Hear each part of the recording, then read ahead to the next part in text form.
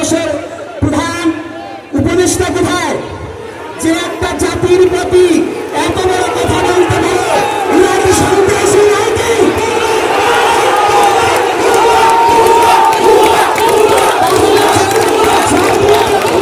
একটা জাতিকে যারা হত্যার হুমকি দিতে পারে, ইসলাম অন্য কোনো সংগঠন নয়, তারা জানে না এই বাংলার মাটিতে না শ্রীকৃষ্ণ চৈতন্য মহাপ্রভুর আদি বিদ্যালয়, আর সেই শ্রীকৃষ্ণ চৈতন্য মহাপ্রভুর আদর্শটাকে প্রতিপালন করা হয় ইস্কনে।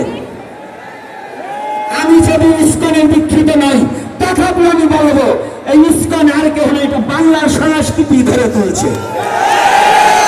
তাহলে ইস্কনে যদি জঙ্গি সংগঠন হয়, যারা প্রকাশ্যে দিবালোকে একটা জাতিকে হত্যার হুমকি দেয়, তারা কি?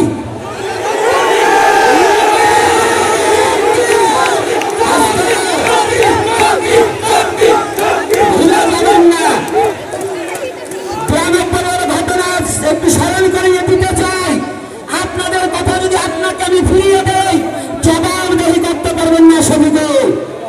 কারণ 92-তে আল্লাহু আকবার নারায়ে তাকবীর বলে ভোলাতে যে গণধর্ষণ করেছিল, এটা কি ভুলে গেছেন?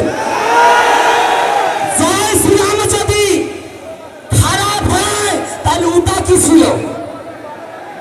এই জন্য সাম্প্রদায়িক দাঙ্গা বাঁধানোর চেষ্টা করবেন না। মাহবুবুর রহমান সাহেবকে বলে দিতে চাই, আপনি চাচ্ছেন এই বাংলার হিন্দু মুসলমান এক সূত্রে গাথা চলতে চাচ্ছে, সেই সম্প্রীতিকে নষ্ট করার জন্য ধর্মীয় উস্কানি দিয়ে এই হিন্দু মুসলমান দাঙ্গা না। মুসলমান আমাদের শত্রু নয়, শত্রু যারা দেশদ্রোহী, যারা ধর্মের দ্রোহী,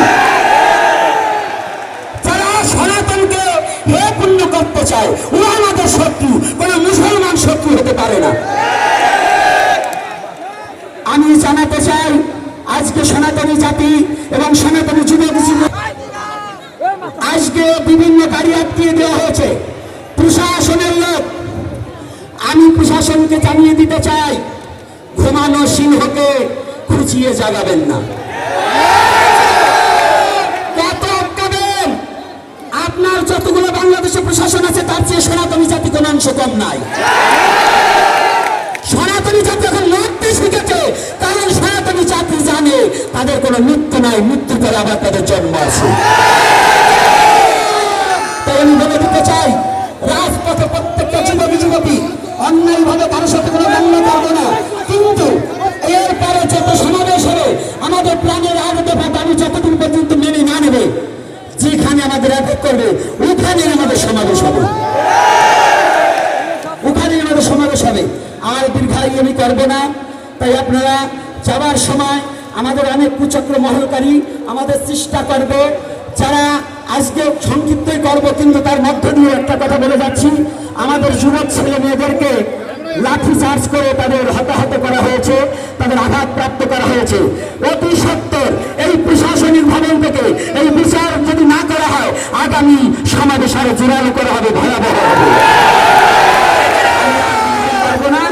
এরপর থেকে প্রতি গ্রামে গ্রামে সংগঠন গড়ে তুলুন। আর আপনাদের বলছি, আমরা কোনো এজেন্টের টাকা নেব না, আমরা কোনো বহির দেশের টাকা আমাদের প্রয়োজন নাই।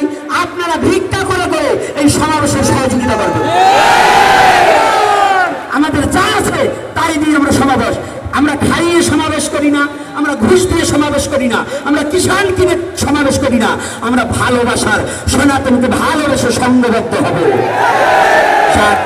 আজকের মতে এখানেই আমি কথা সংযুক্ত করছি। আপনারা সকলে সুস্থ থাকুন, ভালো থাকুন, সনাতনকে ভালোবাসে এগিয়ে আসুন, নিজের স্বধর্মকে রক্ষা করুন। শ্রীরাম।